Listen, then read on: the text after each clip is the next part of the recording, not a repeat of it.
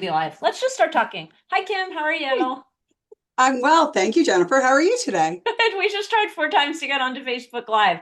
So, Executive Director Kim, you have brought to my attention an incredibly scary thing going on out there in the world. And I've just heard about this today. It is called Kratom. And this is why we have B-Chip to keep us on top of all of these insanely important things that are out there. So, Kim, I'm just going to give you the floor and let you start tell them what you just told me. All right, well, thank you. Yeah, just BCHIP is not a drug and we are not the Drug and Alcohol Commission. We are not a drug and alcohol provider. We are certainly not an expert in the field of drug and alcohol, but we are an expert in, what are some of the trends and what are some of the problems that are impacting our community. And most recently, in some of the meetings I was in, I was made aware of this product, Kratom. And it's not really that new. It's been around a while, um, but it is in being increased in popularity, and we are starting to see some of it being showing up in our emergency departments. Not a ton, but some, and any is too much. So, for folks who don't know, kratom is an herbal substance. It's an herbal supplement. And many of the smoke stores or vape shops around our community sell it. In fact, if you're listening today, the next time you drive by a vape shop or a tobacco shop, if you look, typically now that I'm aware of it, there's signs on the door or a lit up sign in the window that talks about kratom being sold there. Um, Kratom is made from a leaf that comes from a plant in Asia. So, like many things, it starts out naturally, but naturally doesn't necessarily mean healthy or good or well, which people like to think. I mean, there are many things that originally start as natural that end up not being good for us, right? True. And so it's being marketed as a natural supplement, and it's saying that it's good to increase your energy or help you pay attention.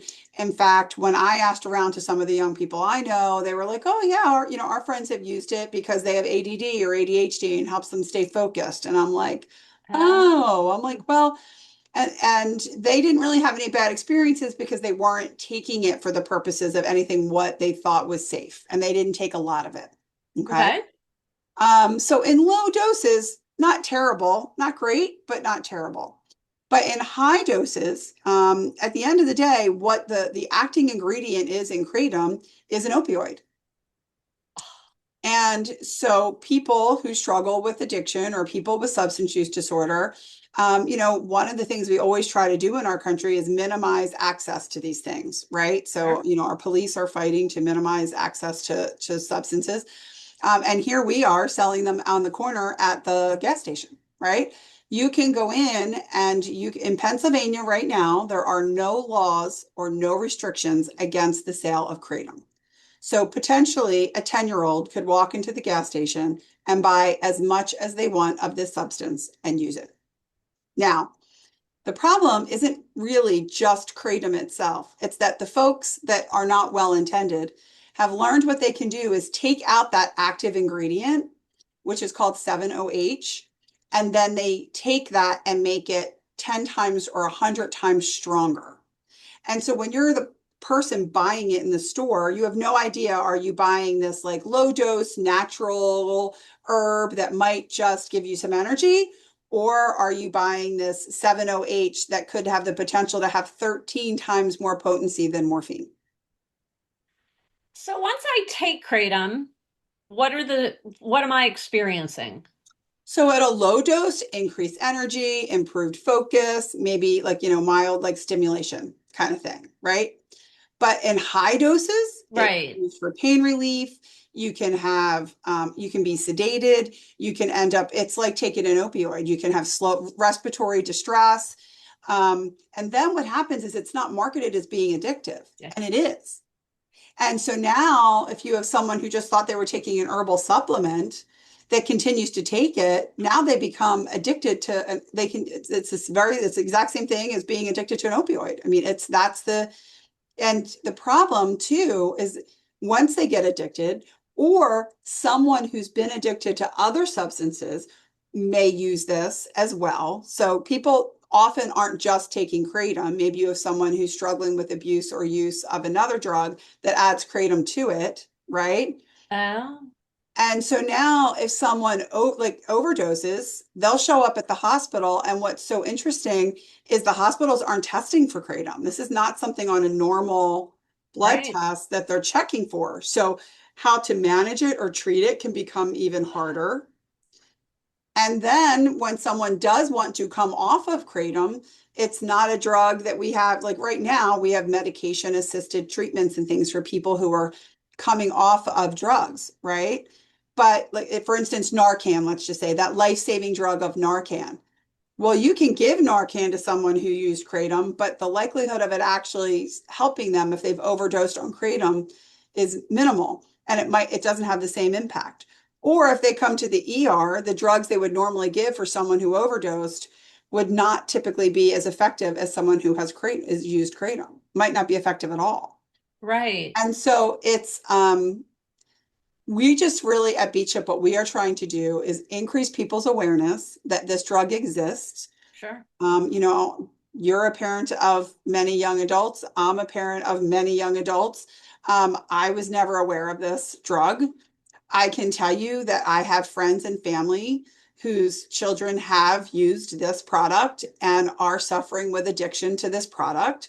So having a personal connection to it is what really increased my awareness of it.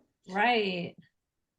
And let's face it, I had no idea someone could walk into the gas station and buy kratom enough to overdose and get them high and get them sick and get them addicted. No idea. So, okay, a couple questions. One, once you get addicted, is this like any other drug where you're then an addict? Certainly can be. Yeah. So then okay, so that's frightening. And then if I'm a parent, what am I looking for in my children?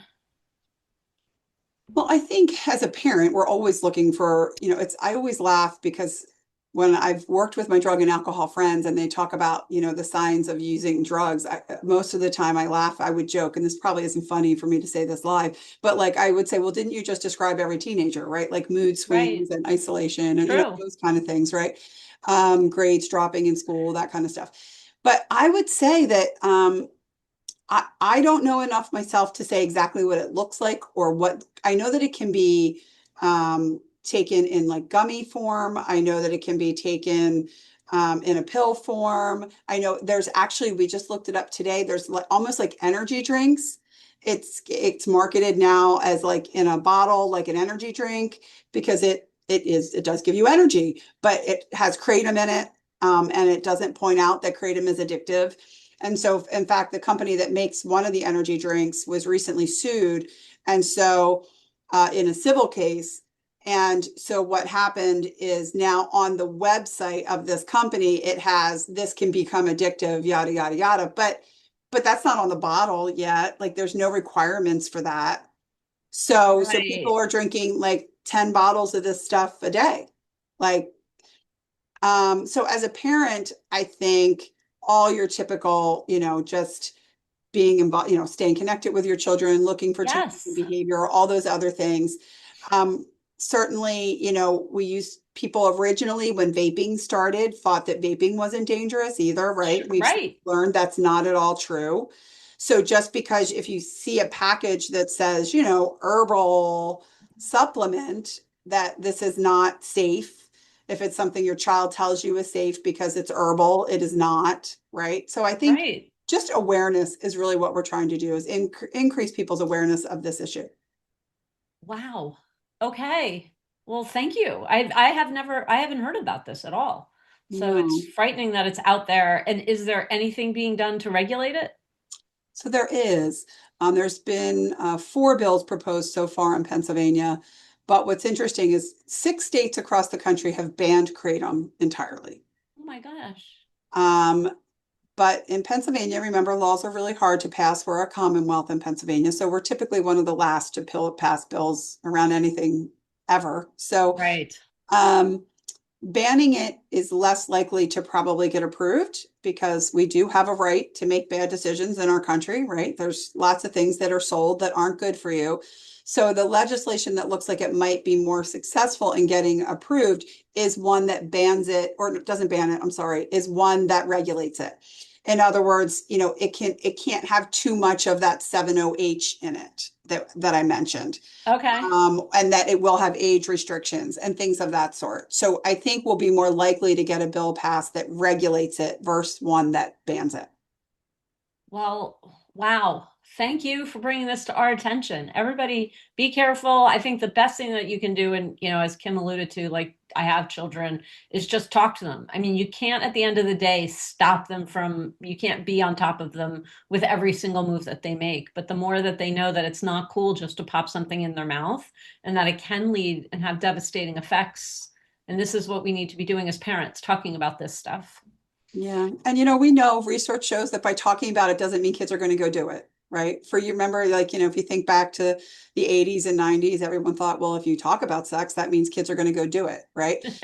From a public health perspective, we know that that is not true, right? That just Sure. talk about these things does not mean that you're planting seeds for kids to do it. So I completely agree with you, Jennifer, that we need to talk to our kids about it, ask them if they've heard of it, ask them if they know friends that are doing it. And just emphasizing that just because something is natural doesn't mean that it is safe. Right. Or available at the gas station doesn't mean Yeah, that it's next to the safe. gum. What? Like What? next to the gum, Yeah. Pick up the gum instead. right? My goodness. Yeah, go buy the Okay. gum instead. Wow. You also wanted to talk about the annual event, switching I gears. did. Thank you for reminding me. So yes, I just a little shout out for our annual event is confirmed for April 23rd. Our event is usually so much fun. It's a great networking event. And on top of it, of the networking, it's the folks working in health and human services that is our priority to attend. We always give a little update about what we're doing at Beechip, but we also always give an update about some of the trends or things that are happening in Bucks County related to health and human services. So we hope that many of the folks that are listening today will join. We're always happy and grateful for the sponsorships that we've received, but more importantly, I'm most of my nonprofit friends, they're completely dependent on, making these events a profitable event. And Right. BCHIP certainly wants to make a profit from this event, but our priority for this event is always really what aligns with our mission, and that is around bringing people together around the gaps and needs around healthcare. And so if there's anybody out there that wants to attend, we do have scholarships available if you can't afford to attend. We really just want to have people in the room that are passionate and care about the health of our community coming together to talk about those things. So I hope Yeah, folks will fantastic. join. And I will say, as a huge networker in the greater Bucks County area, this is a good one. This is one that you don't want to miss. And I always tell my famous story of I had just started working with you guys. Maybe I'd been working with you for 6 months, and one of the speakers had gotten up and said it was, a couple years ago, so we were closer to COVID, and he really explained that BCHIP was in existence during COVID and the massive advantage that we had as a county to having a somewhere to coordinate services so that the hospitals could talk to each other, right? They don't have each other on speed dial to come together as a group, and you were able to facilitate that. So there are things that you guys do that, well, other counties don't have, or I shouldn't say in Pennsylvania, but in other places, they don't have that level of coordination, and we're very lucky. So that's my favorite, and it's just a great event. Where is it this year? Thank you. It's at the community college again. It was hard to change it because last year was so successful and it was just a beautiful facility. I don't know if I'll ever change it again, to be honest. I just like having it there. So we'll see. I don't know. We'll let the board give me some guidance on that. But it's at the community college, Newtown campus. It's from Great. 5:30 to 8 o'clock. And information is on our BCHIP website, bchip.org. And registration is there, and so is sponsorship information. Awesome. Well, good information as always. Thank you for doing the work that you do in the community, and we will see you next month. You're welcome. Thanks for having me. And stop.